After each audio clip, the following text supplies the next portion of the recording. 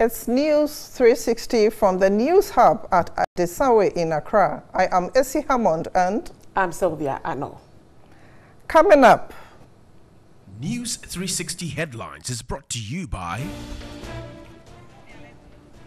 Trade Union Congress to prosecute employers who demand sex from women before employment.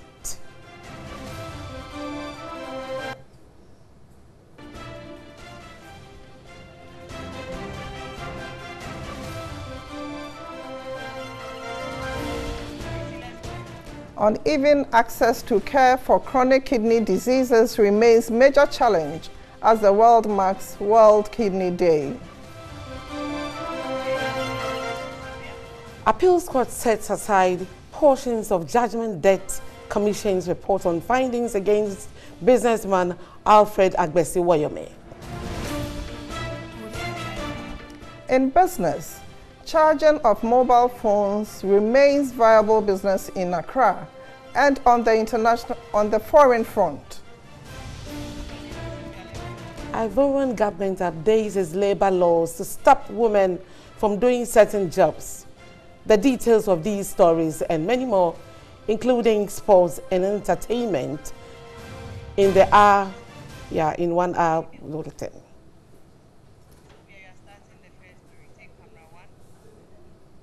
11 years ago, she braved the odds to enter a male-dominated profession. Her determination, hard work, and ability to rub shoulders with male counterparts is a delight to watch.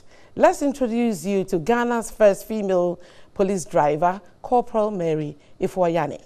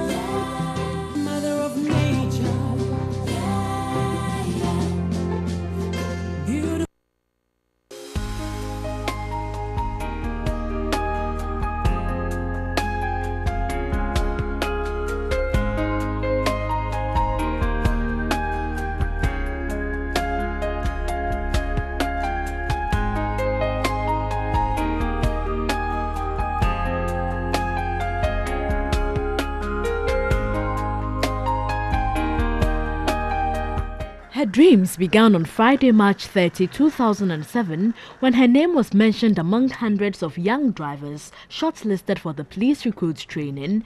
It was an intimidating experience, but then 26-year-old Mary Ifuayani did not give up and eventually passed out in 2007.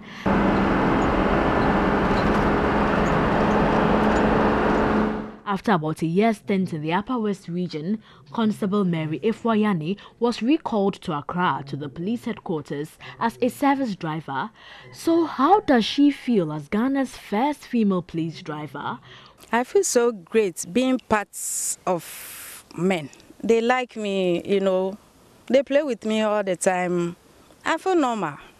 I'm free with them, each and every one. With a license to drive up to 8,000-kilogram vehicles, Mary takes command for dispatch, staff driving and patrol duties.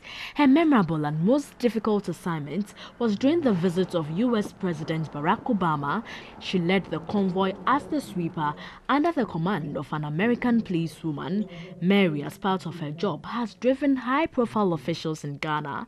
Her only challenge is late or early duty call. There was a day that I'm supposed to pick one officer out, and then I had a call from my little girl's school that she's not feeling well. So, you know, I have to look for someone to either to pick my child or the officer for me. But the way the calls were kept on coming from the school, I have to ask a colleague to do my job and then pick the little girl. She had a message of inspiration for women. Female, wake up. Don't depend on anyone. Just be yourself, whatever you want to do. Even when you see men doing something and you feel like you want to join them, go ahead. Don't be discouraged.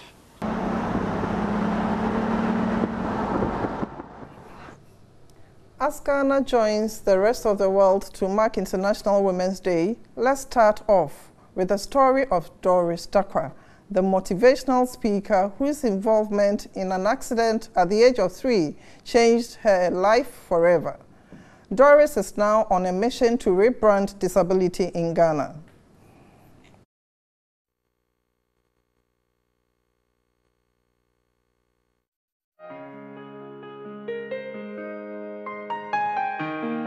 When I was 3 years old, my dad used to work at the corn mill. He was working, and then when he had finished, he was going to turn off the machine.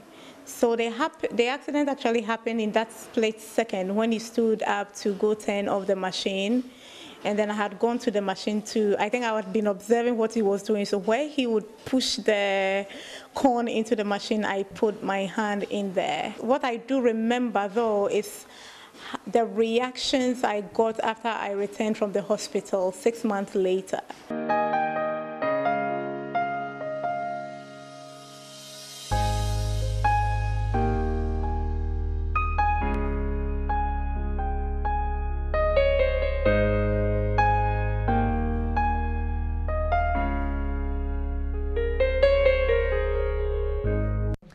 Doris Dakwa has 4 years' experience in program development, management for women in rural communities, and working with street girls in urban centers.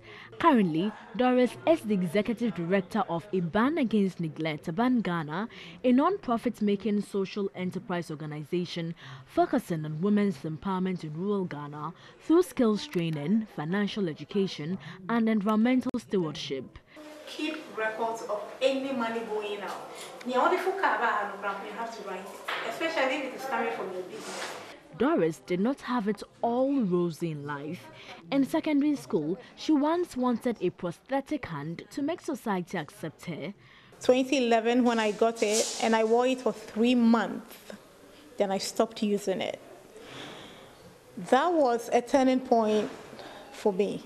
At that time, I had started volunteering with Abandon, and one of the girls walked to me one time. I was doing weekends, and it was like, you know, when I met them, I wasn't in it. And then all of a sudden, they saw me wearing prosthetics. I was like, Madam, why do you need this? And then I couldn't, at that point, I didn't know what to tell them. So then I realized, you know, it's like I am actually just being myself. I'm actually being an inspiration to someone. I was just liberated from whatever fear and shyness, whatever it was that was holding me back. I wouldn't go out. I wouldn't walk 2 steps away from the house without walking with you or anybody else. I was always behind somebody. But now it was like when that happened, when the girl asked me that question, and then I kept thinking about it, I just took the thing off. I remember like a few days after that, I just went to Accra all by myself, you know, like some new kind of boldness and some kind of liberation. I just felt free and happy and really empowered by what that young girl said. Doris worked on campaigns to rebrand disability in Ghana and has had several speaking engagements in local schools in her community. She holds a bachelor's degree in political science and information studies from the University of Ghana and is a Ford Motor Company Fellow. Doris was selected as a Mandela Washington Fellow in 2016 and is currently championing the cause of underprivileged women and girls by creating employment opportunities for them within their communities. For all women and girls out there, we're not like fighting the world for empowerment or for women empowerment, and especially to our young men.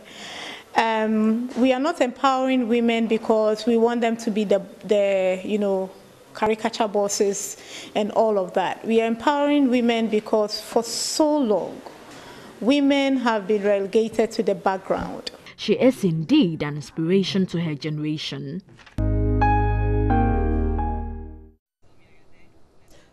The Trades Union Congress says it will seek the prosecution of employers who demand sexual favors before offering jobs to prospective female employees.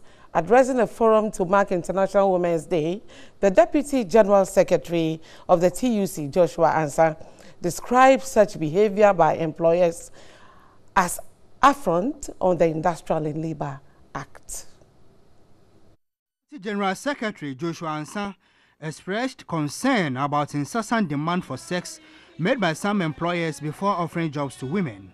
He noted that in many instances, some women succumb to such demands, and this affects their work output and also exposes them to public ridicule. Joshua Ansah therefore cautioned employers to stop such behavior or risk facing legal action. I want to take this opportunity to caution all men and women themselves who harasses their colleagues, especially those who are looking for jobs, who are taking exams and so on and so forth, to actually stop that, I'll call it barbaric and unacceptable behavior in this society. General Secretary of Industrial and Commercial Workers Union, Solomon Kotei, cautioned men of God who also abuse their wives to stop. People in the church, especially the pastors who beat their wives, they must stop. And when we say the wives, be courageous and report them. That is why the also is there, so that the liberation will start from that point. The president of the Ghana Journalists Association, Dr. Afelmoni, pledged strong commitment to use the media to promote the cause of women. We do solemnly swear and pledge that we shall leverage every power and every influence we wield to help achieve the twin objective of non-violence against women and equality at the workplace. The chairman for the Trades Union Congress, Abba Sampson, proposed stronger regulatory framework at workplaces. A lot of people are dying out of this harassment. We say there are no jobs. Sometimes there are jobs, but some people are not getting their jobs because they don't agree to do certain things. And I think all these things must stop. The head of gender desk at the TUC, Albert Alaye, entreated government to lead discussions on protecting women against workplace violence at the upcoming International Labour Conference. ILO is also discussing in 2018 a convention on violence against men and women at work. So we want government also to support the convention and the recommendation at this year's International Labour Conference. Other speakers proposed the need for the Ministry of Employment and Labour Relations to facilitate the passage of the Affirmative Action Bill. This year's International Women's Day has the theme, Gender Parity, Progress Made So Far. The First Lady, Rebecca Akufo-Addo, has charged parents to make girl-child education a priority to enable the girl child to develop her full potential. Madam Akufo-Addo said this when she addressed a gathering to mark International Women's Day in Accra. International Women's Day is a day set aside to celebrate achievements of women worldwide. The discussion focused on the need to take a critical look on the needs of a girl child's education, improving women's economic status, and accessing healthcare for women. Stakeholders at the event also came up with suggestions on eliminating child marriage in Ghanaian society. Minister for Gender, Children and Social Protection, Otikwa Fisa Jagba, said parents no longer have an option to deny the girl child education under the pretext of poverty. She observed that a time has come for female leaders to mentor the young generation to enable them to develop their full potential through formal and informal education. There's a mentoring initiative that we are going to implement this year to set up girls' leadership clubs in all schools nationwide, as well as children's rights clubs and human rights fora at the community level, so that parents and children will know the value of education. She hinted the gender ministry is coming up with a bill, and when it becomes a law, men who marry underaged girls will face a 1-year jail term and a fine of 500 Ghana cedis or both. Traditional leaders were also drawn into the conversation to review certain customs that hinder girl child education, especially during their menstrual period in the rural areas. Madame Akufo-Addo said education is a catalyst to progress, and the more you keep the girl child in school, the less they can be married off. It is in Ghana's interest to ensure both girls and boys develop to their full potential. We must therefore take deliberate steps to do what others have done. We have the policies, we have the laws, we have the knowledge, and we have the tools. It is time to act. She, however, advocated for the need for things that will increase retention of girls in schools. Nana Konedu Achiman Rawlings observed that no development strategy becomes complete without women's contribution. I believe that it is time for women ourselves to support women. Women should help to push the women's agenda, the girl child's agenda, because governments can make the law. The law will rest on the shelves and gather the dust of West Africa. Slowly we get women to the top, but we women must support women. Stakeholders proposed women advocacy as the key specific actions that will help women to realize their full potential. Our reporter Grace Hamwa Asare also hit the streets of Accra to find out what women celebrate as they commemorate International Women's Day. Ghana's population has over 14 million women who play various roles. Their overall impact in the Ghanaian society has been significant, ranging from being mothers, traders, farmers, and office workers. Women's roles have evolved throughout centuries and continue to change. Though social disparity and some form of discrimination exists, women are still proud of the agenda. I'm proud to be a woman because I know that I was created specially to assist a man in his endeavor or anything. And in our society, there are so many things that women are doing that equally men do not even have the chance to do. And so that makes me proud. Yeah, me about the Biani Tresse, Bibia Clan, to me, regulate say Yakupon abo or ban one more bema. To me, the Mimi Jitum say me or bar. I'm very proud I'm a woman because women are unique. We are unique. These women expect government to introduce social interventions to improve their lot. Say ye sika wo manyim ye de bia ye adwuma me bi na meti hei pe bi de ye adwuma nso me nya enti o mama o manyim ngo kakra na ye nso ye nya adetonfo ye nso ye nya bi ye mfenton ade de ye hwehwe no girl child education, it should be properly improved.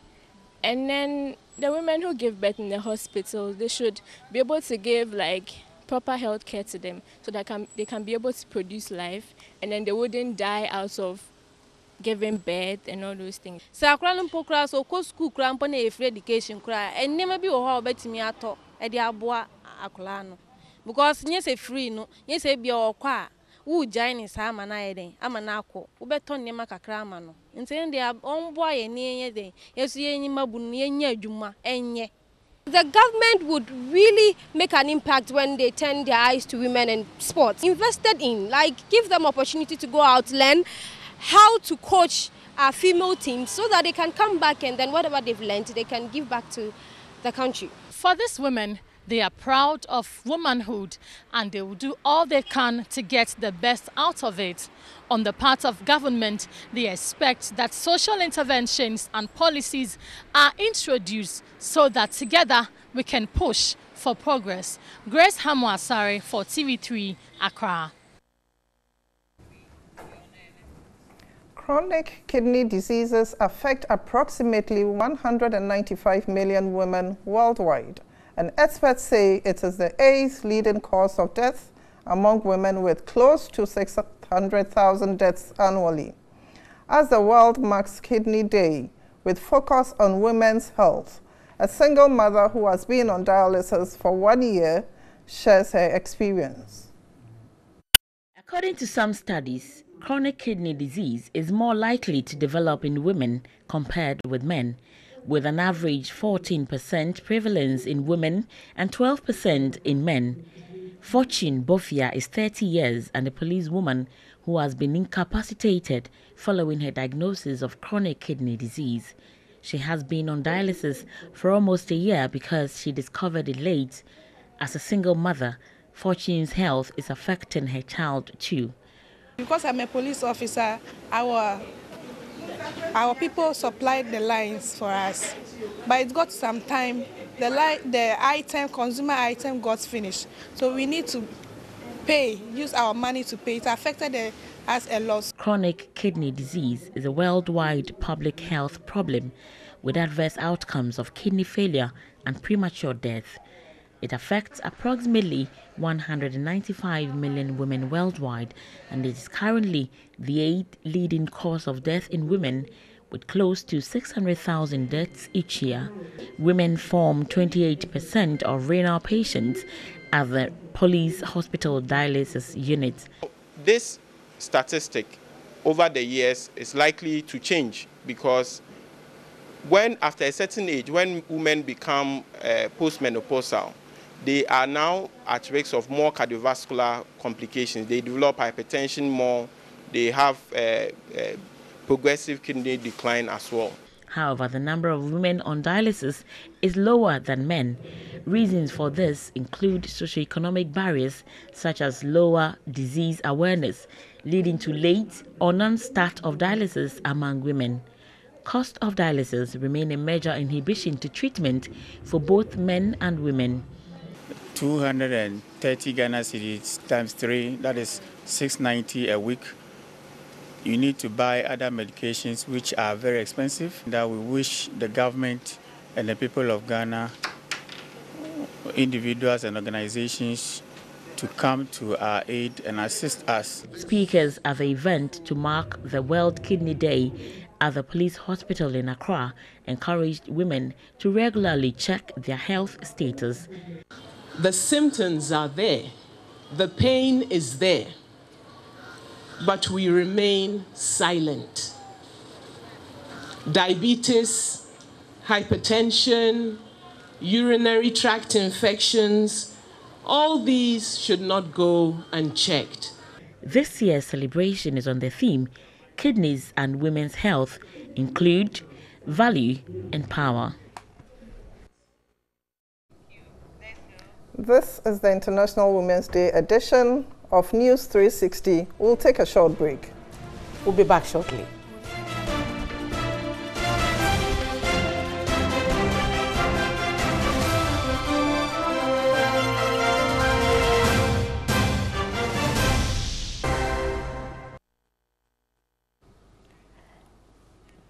The charging of mobile phones at various lorry stations remains a viable business venture in Accra.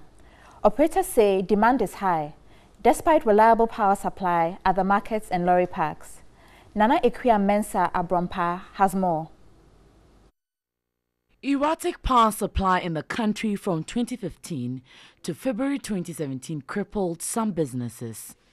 But some others, however, cashed in on the crisis, found a loophole and exploited it for profit. At Mokola area and the Tiptoe Lane at Kwame Nkrumah Circle, charging phones for commercial purposes is still a profitable activity with patrons, although the power crisis is no more. Meet Roland, a mobile phone charging operator who has been engaged in the business for almost 4 years. The business is going good. About 300 phones. Sometimes it come like 1.3, 1.5 in a day. The time we were doing so, we did not get money like as at now. With the use of electricity, operators do not charge mobile phones alone. Power banks are also charged at a flat fee of 1 Ghana cedi irrespective of duration. Some also provide digital services like the transfer of songs, videos and documents for 20 pesos each. In the face of competition and with the operators spread across the market, one is able to charge about 300 mobile phones on a good day and 80 on a slow business day. Between make it 100 Ghana, 80 Ghana. Semanya careless. The only challenge I have is that if I don't stay vigilant, people will steal the phones.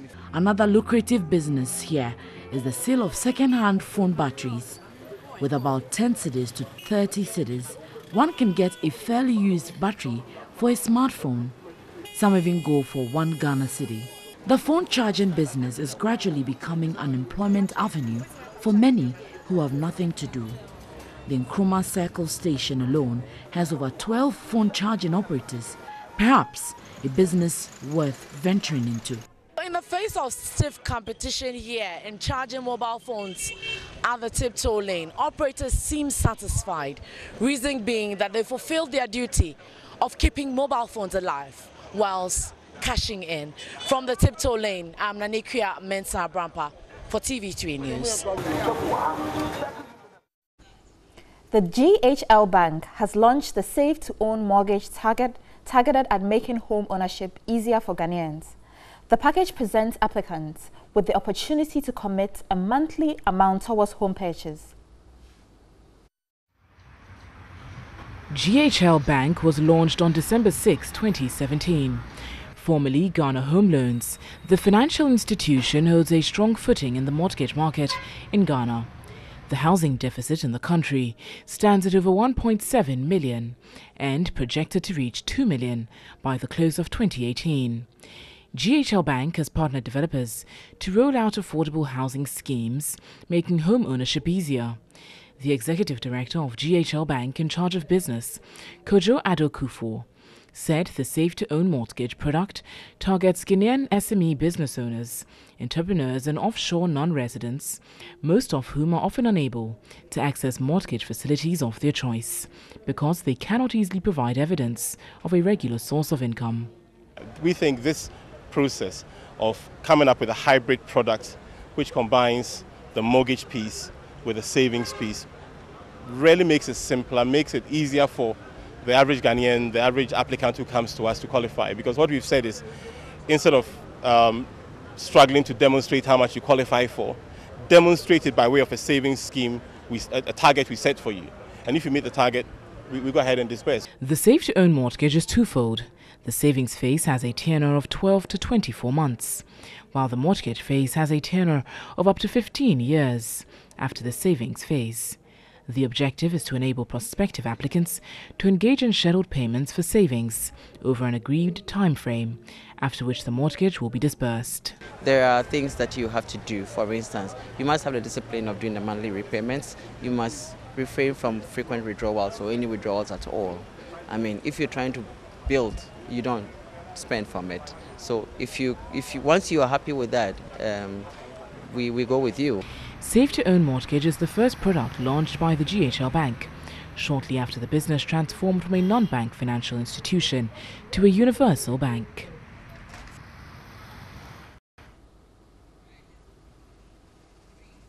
Digitizing the insurance business is essential to increasing insurance penetration in Ghana.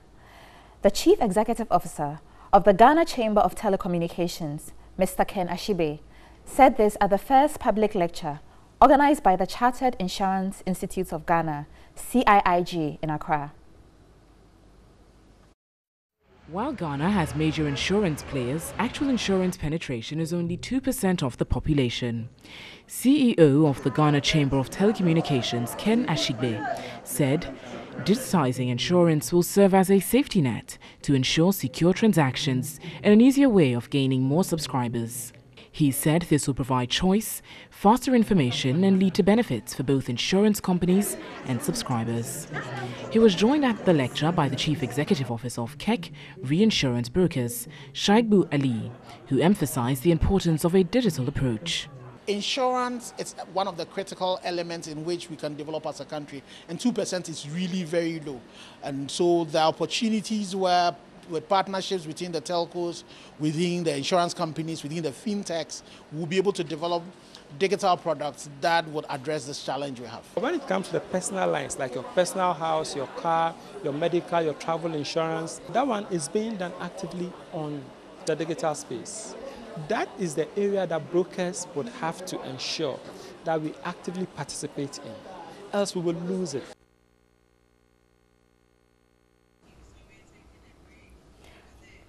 We're taking a break now, and this has been Regina Honu reading the business news. To all women out there, happy International Women's Day.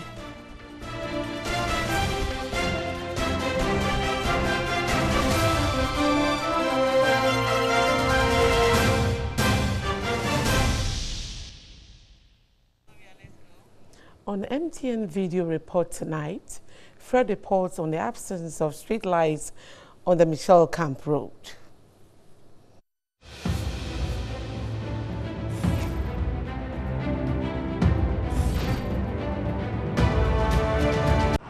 As you can see, I'm on the Mataeko Michelle Camp main road. And as at this time now, we can see the road is too much dark. And then we don't have any street light on the road. It is 7 p.m. this evening, and as at now, there's nothing like a light to light up the road. And you can see it is very dangerous. On my left here is a bush side, which is behind the Michelle Camp distant wall. And then you can see the main road leading from Ashama roundabout up going to Afienya. There is no street light on the road. Thank you. Reporting from Michelle Camp, Fred.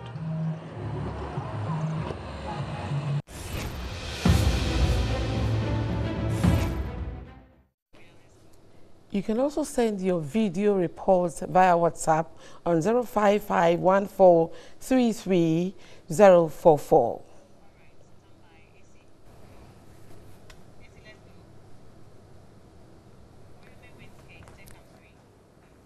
The Court of Appeal has set aside portions of the Judgment Debt Commission's report, which made unfavorable findings against Alfred Agbesiwoyome, citing a breach of the rules of natural justice.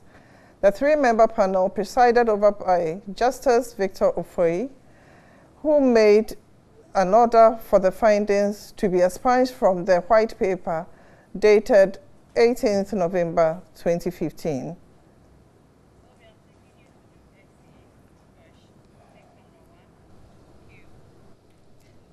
The Supreme Court has quashed an order by the High Court ordering the restoration of the residence and work permit of Indian businessman Ashok Kumar Sivaram. According to the justices of the Supreme Court, the High Court judge erred in granting the order of mandamus. The Apex Court also indicated that the judge exceeded her jurisdiction in making the order. The justices further added the order for mandamus could not be granted in this circumstance when the businessman has not gone through the administrative processes of getting the revocation addressed.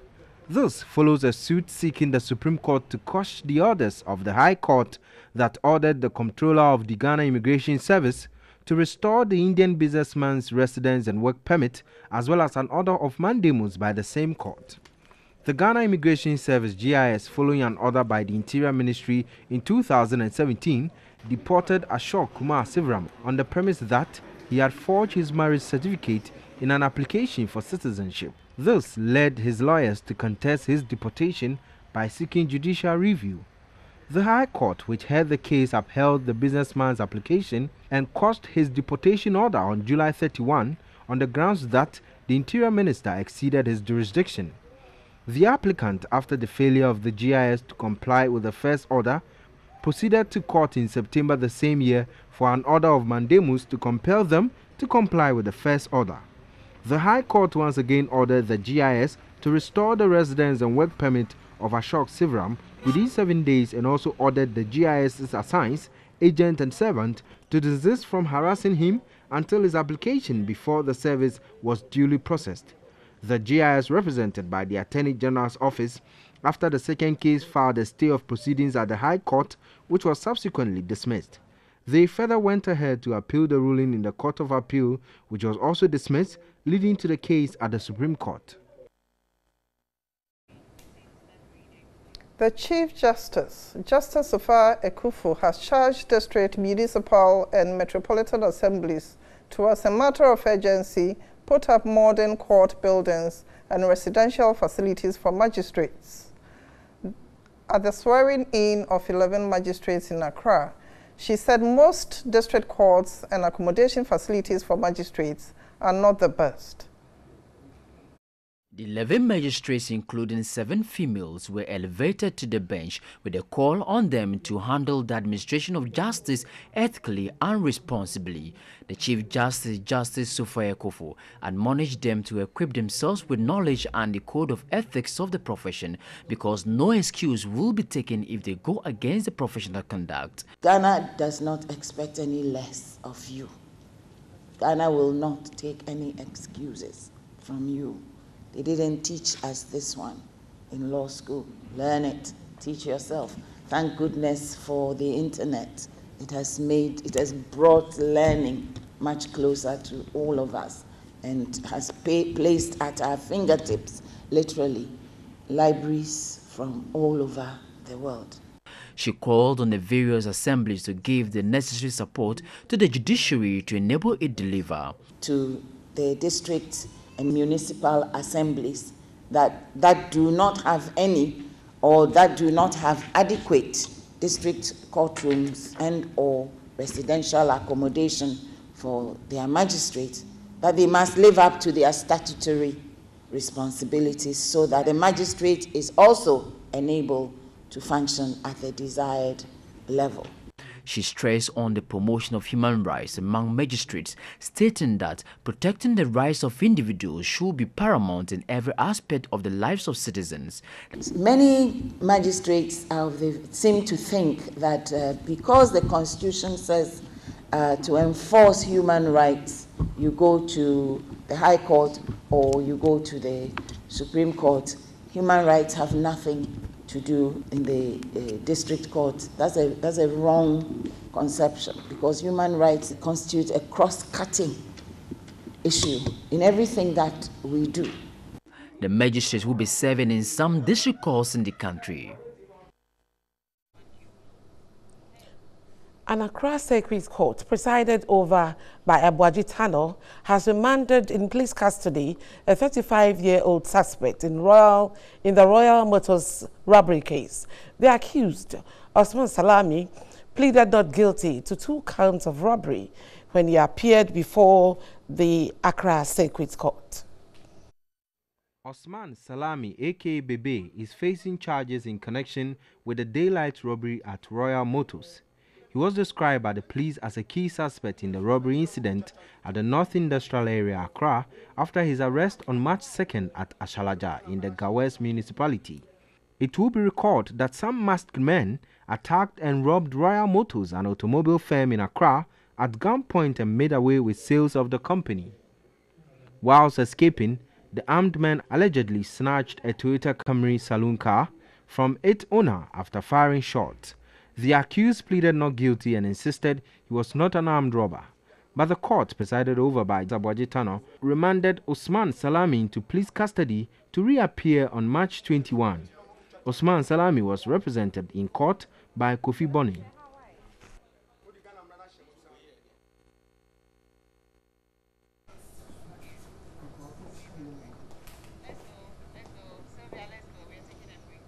We are taking a break. We'll be back shortly.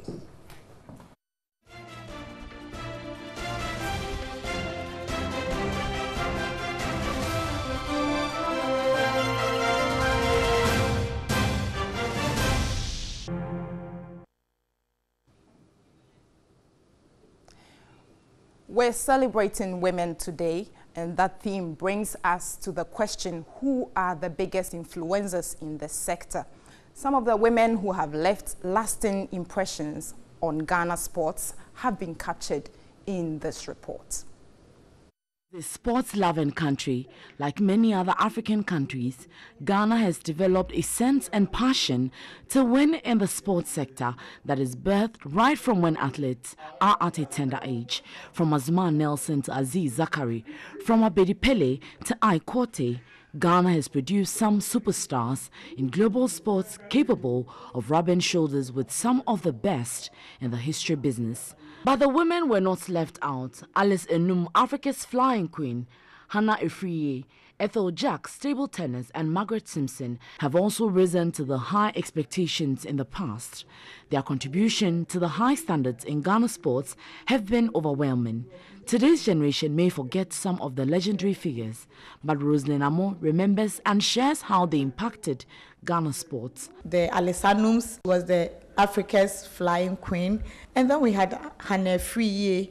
We've also had Ethel Jacks, who played table tennis and was the African champion. We've had Margaret Simpson, who went all the way. She was Ghana's first heptathlete queen. She went on to dominate in Africa for close to 10 years. Amo mentions the current Black Queens head coach, Mercy Tego, and 800-meter sprinter Martha Bisa as today's ladder climbing women in Ghana sports, whose name will not be forgotten for years to come. The current household name is Mercy Tego Kwaku because she became a referee at the World Cup, and she has just led the Black Queens to win the WAFU. So it is more a common name now. But for me, I think that for those who love athletics, they will always tell you that for her being in school in the US, she keeps shining. As to whether she can be the face of Ghana athletics, it has to be decided by the Ghana Athletics Association. These women have left an imprint in Ghana sports. Their moon continue to rise over many others, and hopefully Ghana sees more glorified moons up in the sky emanating from the work our ladies keep churning out.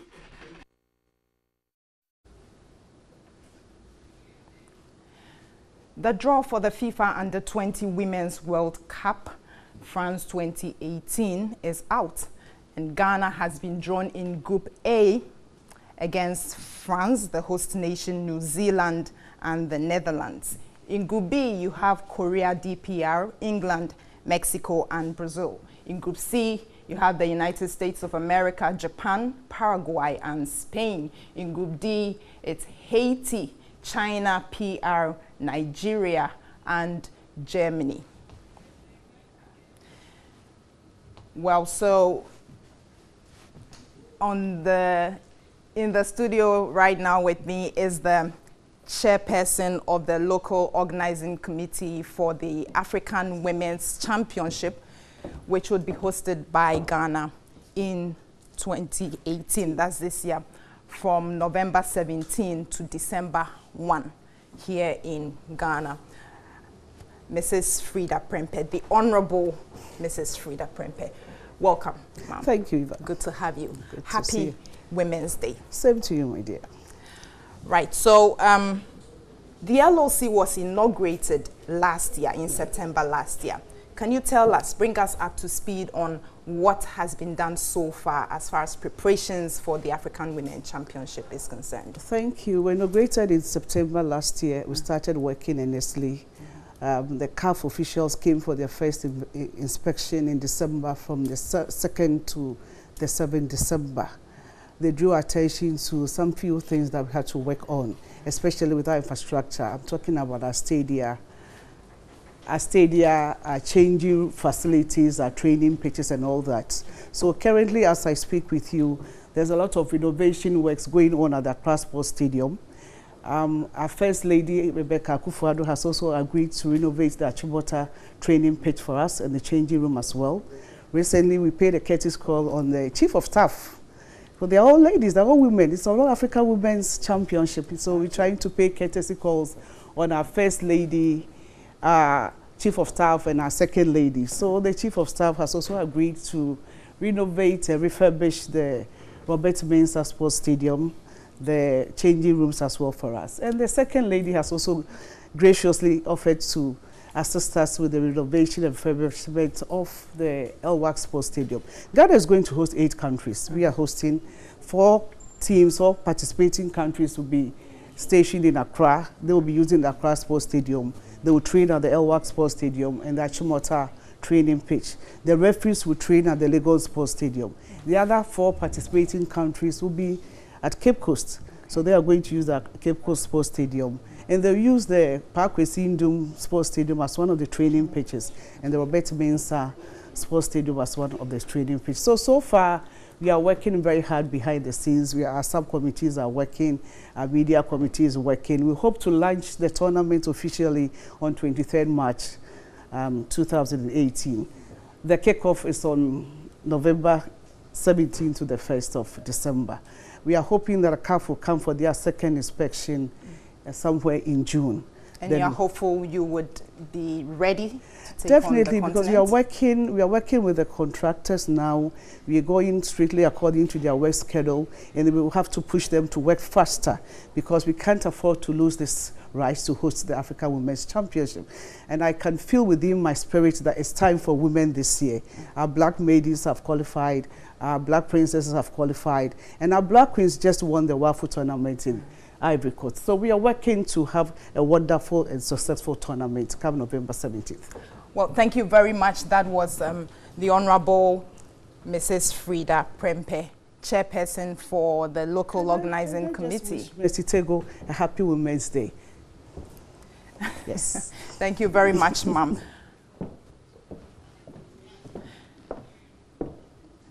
Now, the president of the Sports Writers Association of Ghana, Kwabena Yeboah, has bemoaned the delay in the start of the Ghana Premier League and called on the GFA, that's the Ghana Football Association, to put its house in order. The new season for the Ghana Premier League is yet to kick off as a result of an injunction placed on the league by Accra Great Olympics after their case against Bechim United was thrown out by the disciplinary committee of the GFA. Kwabena Yeboah said, quote, "There is no doubt that the delayed start of the league is causing dire financial stress for the clubs and is making the competition less attractive to corporate bodies. The next hearing of the case between Accra Great Olympics and the Ghana Football Association would be on March 17 after Olympics asked for a postponement of the case due to their lawyer's illness."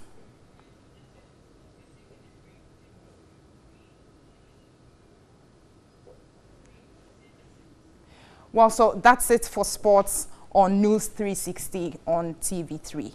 Happy Women's Day.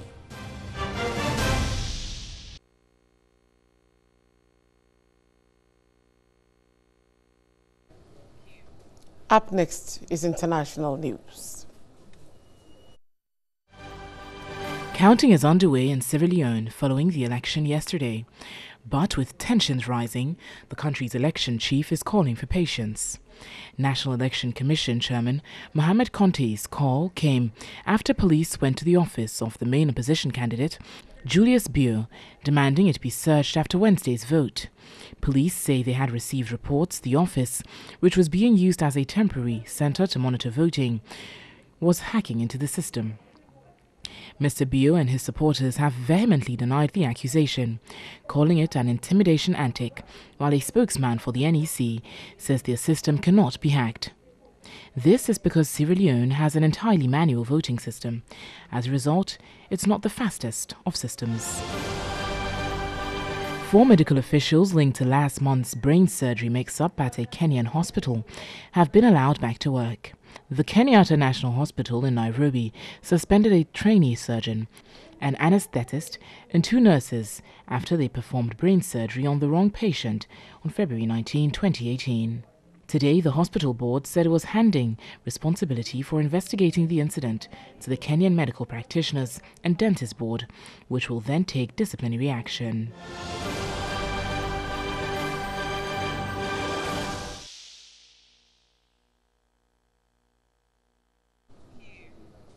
Up next is international news.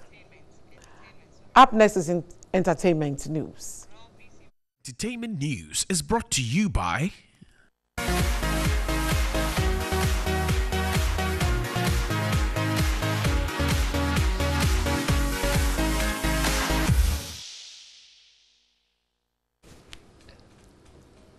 Hi everyone, my name is Ms. V, and today for the first time I am going to be reading the news from a teleprompter I'm not comfortable with, but yes, it's going to be amazing. And today being International Women's Day, I want to wish everybody, every woman watching me right now, a happy International Women's Day. So we go right to it. Seeing women excel at male-dominated careers fills her with joy. Owusu Warai has been interacting with Della Hayes, a selfless musician who finds satisfaction in scouting and training women with interest in music.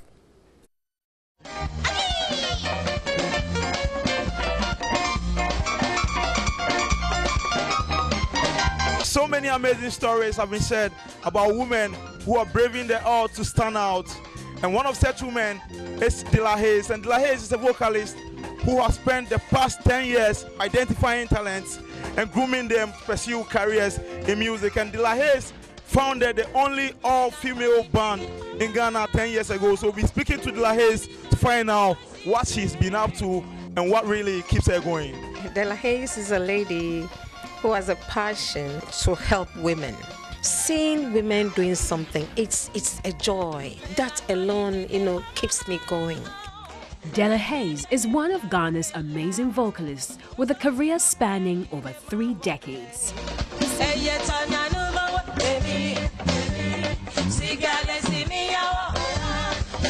The singer, who embodies hard work and selflessness, has over the period shown keen interest in mentoring other women.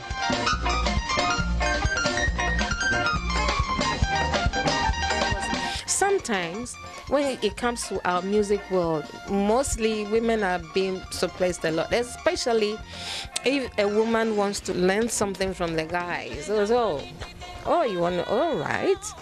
Either they'll coerce you and then, like, okay, be their girlfriends or something. But I think it's not supposed to be like that. That is even the reason why I came up with the girls' band. In 2008, the gifted singer formed an all-female band, a platform which has helped produce enthusiastic and amazing talent.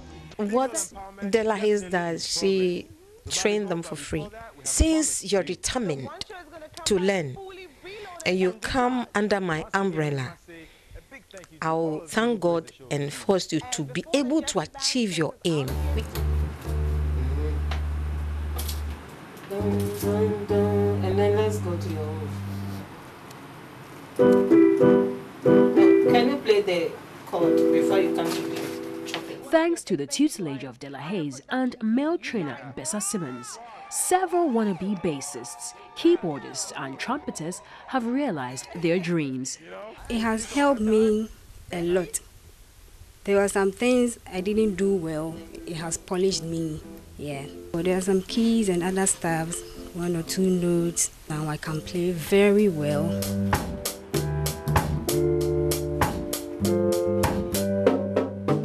Naomi, a wannabe keyboardist, joined the band in July 2017. They motivate me. Sometimes I feel down and it's like, you can do it, you can do it. Now, the place I am now, I can boldly say, I can hear and play. Della Hayes is proud to have transformed lives.